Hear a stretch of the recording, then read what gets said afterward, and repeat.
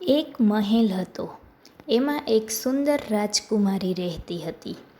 એને પોપટ બહુ ગમે એટલે રાજકુમારીએ રાજાને કહ્યું, મારે પોપટ જોવે છે, એ પણ બોલતો.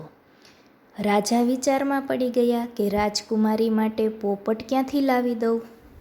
રાજાએ સૈનિકોને બોલાવ્યા અને આદેશ આપ્યો, સૈનિકો જાઓ, ગમે ત્યાંથી એક બોલતા પોપટની વ્યવસ્થા કરો અને જ્યાં સુધી એ ના મળે ત્યાં સુધી મહેલમાં પગ ના મૂકતા.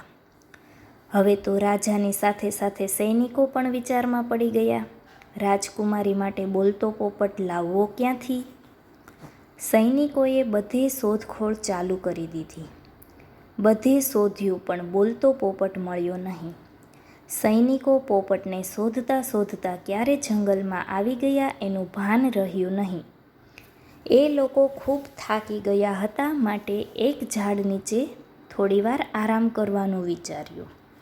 આરામ કરતાં કરતાં ક્યારે એ બધાની આંખ મીચાઈ ગઈ એની ખબર ના રહી. થોડીવાર પછી કોઈ બોલી રહ્યું હોય એવો આભાસ થયો. જે સૈનિકો સૂઈ ગયા હતા એમાંથી એક સૈનિકને કોઈ બોલતું હોય એવું લાગ્યું પણ કોઈ આસપાસ દેખાયું નહીં. ચારેય તરફ નજર નાખી પણ કોઈ દેખાયું નહીં. પછી જેવું ઉપર જોયું તો એક પોપટ ઝાડની ડાળી પર બેઠો હતો અને તે જ બોલી રહ્યો હતો. એ જોઈ પહેલાં તો આશ્ચર્યમાં પડ્યો અને બીજી બાજુ હરખાયો. આ શું એક પોપટ એક હાથી જોડે વાત કરી રહ્યો છે? લાગે છે આ બંને દોસ્ત હશે એટલે વાતો કરી રહ્યા હશે. પણ મુદ્દાની વાત એમ છે કે હવે પોપટને મહેલમાં લઈ કઈ રીતે જવો?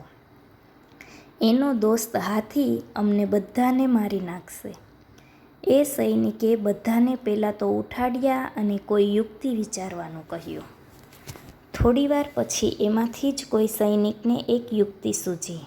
આપણે 5 જણા તો હાથીને નહીં પહોંચીએ, પણ હા એક ઉપાય છે. એમને બેહોશીવાળું ખાવાનું આપીએ તો કેવું સારું? જ્યારે એ હાથી અને પોપટ ખાવાનું ખાઈ રહે ત્યાર પછી હાથીને પડતો મૂકીને પોપટને લઈ જઈશું. બધા સૈનિકે વાતમાં હા મિલાવી અને એમ જ કર્યું જે પ્રમાણે ચર્ચા થઈ હતી. હાથી બેહોશ થયો તરત જ સૈનિકો પોપટને લઈ મહેલ જવા પ્રસ્થાન કર્યું. જ્યારે રાજકુમારીએ પોપટને જોવે છે ત્યારે ખૂબ ખુશ થઈ જાય છે. એક પિંજરામાં પૂરાયેલો પોપટ ખૂબ જ ગમ્યો. એ ખુશી ખુશી પોપટને પોતાના કક્ષમાં લઈ જાય છે. એને બહુ બધું ખાવાનું આપે છે પણ પોપટ ખાતો નથી. જ્યારે પાણી આપ્યું તો પાણી પણ પીતો નથી. થોડો સમય વીત્યા બાદ પોપટ મૃત્યુ પામવાનો ઢોંગ કરે છે. રાજકુમારીને એમ કે આ પોપટ મૃત્યુ પામ્યો છે, હવે આને હું શું કરું?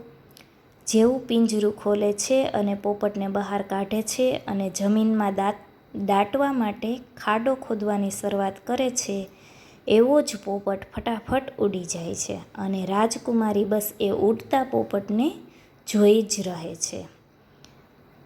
ક્યારેક પણ પોતાના સ્વાર્થ માટે બીજાનો દુરુપયોગ ના કરવો. પશુ અને પંખી ખુલ્લા આકાશમાં જ શોભે, એને મહેરબાની કરીને પિંજરામાં ના પૂરો. તમારો શોખ બીજાના મૃત્યુનું કારણ પણ બની શકે છે. આ વાર્તા ઉપરથી આપણને આ બોધ મળે છે.